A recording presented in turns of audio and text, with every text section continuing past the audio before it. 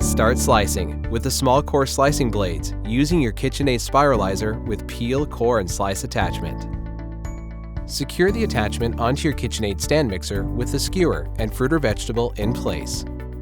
If you want to peel and slice, be sure to install the peeler blade first onto the attachment by sliding it into the bottom of the blade carrier. Click into place. Then insert the small core slicing blade into the holder at the top. Pull the release lever, then push the blade carrier towards the stand mixer and align the blade core with the center of your food. Press the blade core into the fruit or vegetable for added stability. Move the lever to the stir speed and gradually increase it to speed 4. The small core spiral slicing blade is great for zucchini and beets. For thinner slices, use the thin slice blade. Perfect for cucumbers, potatoes, and beets. The Spiralizer with peel, core, and slice attachment, spinning new creations in your kitchen.